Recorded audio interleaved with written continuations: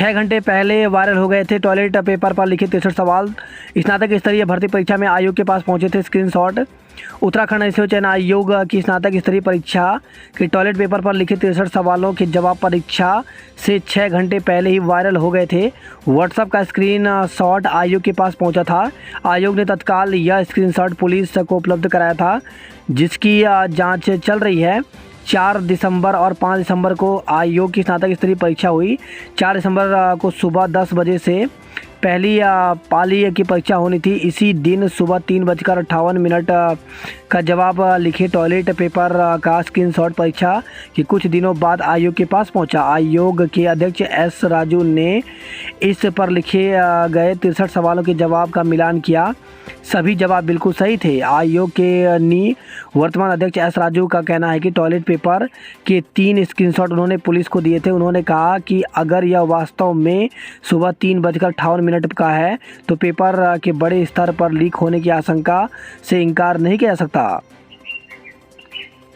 Result के trend से पकड़ में आए 82 संदिग्ध उम्मीदवार। तो आयोग को अप्रैल शिकायतें मिलने के बाद इसकी गहराई से पड़ताल की गई। पुरानी परीक्षाओं के रिजल्ट से कुछ उम्मीदवारों के अंकों के ट्रेंड का मिलान किया गया तो कई चौंकाने वाली जानकारी सामने आई। आयोग ने पेपर लीक के 82 संदिग्ध उम्मीदवारों को चिन्हित करने के बाद उनकी जानकारी पुलिस की साइबर सेल को उपलब्ध कराई थी। 200 से ज़्यादा अभ्यर्थियों ने पेपर खरीद कर दी थी परीक्षा। तो यूके SSSC की स्नातक स्तरीय परीक्षा में 200 से अधिक अभ्यर्थियों ने पेपर खरीदा था। अब तक STF की जांच में इस बात की पुष्टि हो चुकी है। हर अभ्यर्थी से 10 से 15 लाख रुपए लिए गए थे। कुल मिलाकर खेल करीब 20 से 25 करोड़ रुपए का हुआ। इसमें से अभी तक बरामदगी करीब 90 लाख रुपए की हो गई है। STF बीते 15 दिन से इस मामले की जांच कर रही है। इसमें अब तक 13 आरोपियों को गिरफ्तारी हो चुकी है। इनमें से 4 सरकारी कर्मचारी हैं और 3 संविदा पर तैनात कर्मचारी हैं, जबकि 6 कर्मचारी प्राइवेट कंपनी में काम करते हैं। अब तक जांच में करीब 150 से अधिक लोगों से पूछताछ की जा चुकी है। सूत्रों के अनुसार सभी ने इन्हीं कर्मचारियों के नाम बताए हैं। इसी आधार पर अब STF इन लोगों के खिलाफ और पुख्ता सबूत तलाशने में जुट गई है। जांच में पता चला है कि इन लोगों ने अलग अलग गिरोह बनाकर करीब 200 लोगों को यह पेपर बेचा था। इनमें से सबसे अधिक अभ्यर्थी उत्तरकाशी के मोरी क्षेत्र के हैं। हर एक से 10 से 15 लाख रुपए वसूले गए थे। अधिकतर को पेपर को सोशल मीडिया के माध्यम से सर्कुलेट किया गया था, जबकि कुछ जगहों पर होटल, रेस्टोरेंट और गेस्ट हाउस में बिठाकर बांटा गया था। हालांकि अभी तक किसी अभ्यर्थी को इस मामले में आरोपी नहीं बनाया गया है। पेपर लीक मामले में गिरफ्तार आरक्षी निलंबित। तो उत्तराखंड चयन आयोग की स्नातक स्तरीय परीक्षा पेपर लीक मामले में गिरफ्तार आरक्षित अम्बरीश गोस्वामी को SSP ने तत्काल प्रभाव से निलंबित कर दिया। 2.5 साल से गवाह मिल रहे न सबूत, जांच खेल रही विजिलेंस। तो ग्राम विकास अधिकारी परीक्षा धांधली में विजिलेंस 2.5 साल से जांच खेल रही है। हालत यह है कि इस मुकदमे में अब तक किसी को आरोपी तक नहीं बनाया गया। कारण यह है कि मामले की शिकायत करने वाले ही अब सामने नहीं आ रहे हैं। उत्तरकाशी के मोरी क्षेत्र के 80 कामयाब उम्मीदवार बने पहली। तो स्नातक स्तरीय भर्ती परीक्षा में उत्तरकाशी के मोरी क्षेत्र के 80 उम्मीदवारों की कामयाबी पहली बनी हुई है। 854 पदों के लिए 4-5 दिसंबर को स्नातक स्तरीय भर्ती परीक्षा में करीब 80 कामयाब उम्मीदवार उत्तरकाशी के मोरी क्षेत्र के हैं। आयोग ने जब इन उम्मीदवारों की पुरानी परीक्षाओं के अंकों का रिकॉर्ड खंगाला तो यह शक के घेरे में आए। इसी क्षेत्र का एक नेता पेपर लीक में खिलाड़ी माना जा रहा है। फॉरेस्ट गार्ड भर्ती परीक्षा में भी इस नेता का नाम सामने आया था। बताया जा रहा है कि अभी तक बैंकॉक में है। हालांकि STF उसके स्वदेश लौटने का इंतजार कर रही है। खुलेआम देता है सरकारी नौकरी का दावा। तो सूत्रों के मुताबिक इस उत्तरकाशी के नेता का नाम इस पेपर लीक में सामने आया है। वह खुलेआम सरकारी नौकरी दिलाने का दावा करता है। उसकी एवज में वह खुलेआम पैसा भी लेता है। आयोग के पूर्व अध्यक्ष एस राजू ने उठाए सवाल। तो उत्तराखंड स्थित चयन आयोग के अध्यक्ष एस राजू ने शुक्रवार को इस्तीफा दे दिया था। उन्होंने विजिलेंस की कार्यशैली पर भी सवाल उठाए थे। कहा कि वह सालों से कई बार विजिलेंस को जांच तेजी से करने के लिए पत्र लिख चुके हैं, लेकिन मामले में अब तक केवल मुकदमा दर्ज करने के अलावा कोई कार्रवाई नहीं की गई। इसके बाद विजिलेंस मुख्यालय ने इस पूरे प्रकरण की समीक्षा की। समीक्षा के दौरान बहुत सी बातें सामने आई जिनमें जांच को तेजी से आगे बढ़ाया जा सकता है। इन्हीं में से एक है मैन पावर की कमी। इसे दूर करने के लिए अब मांगें की जा रही हैं। तत्काल चयन आयोग को भंग करे सरकार। तो कांग्रेस के खटीमा विधायक व सदन के उपनेता भुवन कापड़ी ने कहा कि यूपी त्रिपलसी के अध्यक्ष ने इस्तीफा देकर साबित कर दिया कि आयोग की नौकरियों में भ्रष्टाचार चल रहा था। उन्होंने कहा कि सरकार के आयोग को तत्काल प्रभाव से भंग करना चाहिए और आयोग के सभी अधिकारियों कर्मचारियों की संपत्ति एवं पूर्व कार्यकाल की जाँच करानी चाहिए। पेपर लीक मामले में भाजपा नेता की भूमिका।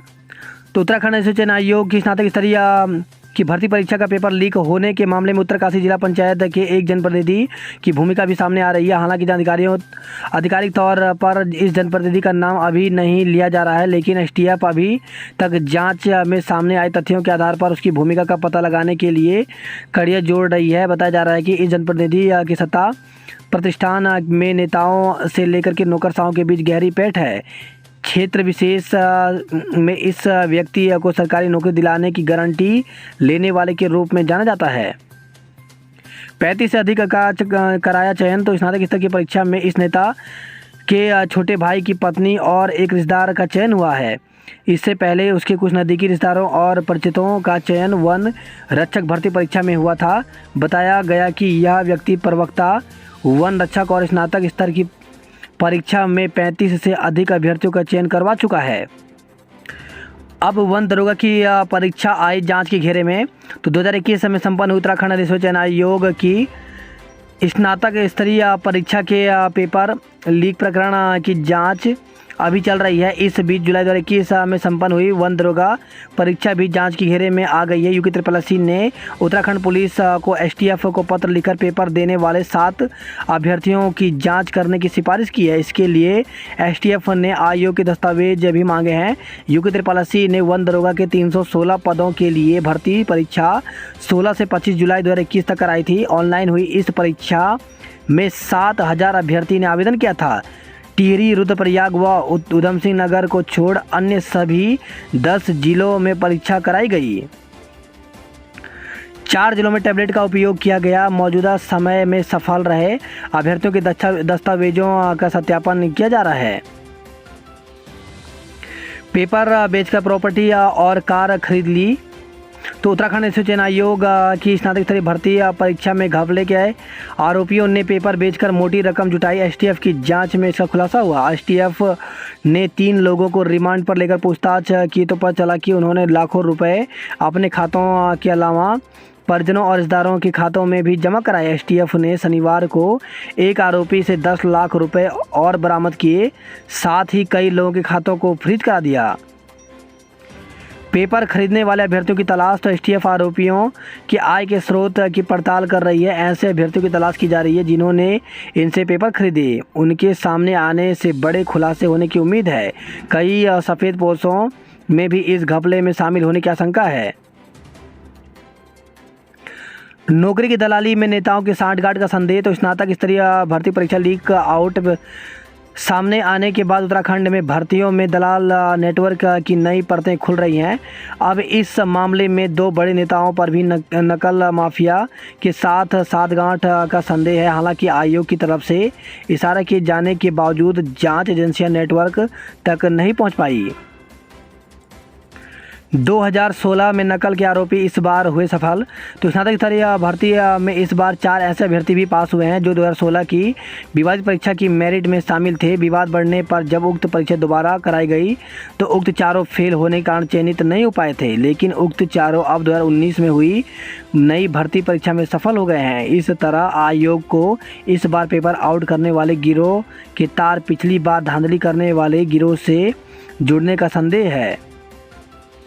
युवा बेरोजगार न्याय यात्रा निकालेगी कांग्रेस। तो कांग्रेस विधायक दल के उपनेता भुवन कापड़ी ने योगी त्रिपाठी के तत्काल भंग करने की मांग की। कापड़ी ने कहा कि सरकार तत्काल भर्ती घपले की सीबीआई जांच कराए। बीपीडीओ भर्ती में शनिवार को विधायक निवास में प्रेस कॉन्फ्रेंस में कापड़ी ने कहा कि आज तक प्रदेश में जितनी भर्ती परीक्षाएं हुई हैं सब पर सवाल उठ रहे हैं।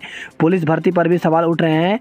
यह बेरोजगारों से धोखा है। उन्होंने कहा कि भर्ती घोटाले की जांच को युवा बेरोजगार न्याय यात्रा निकाली जाएगी। स्मृति ईरानी दून में रक्षाबंधन कार्यक्रम में होंगी शामिल। हरीश का 18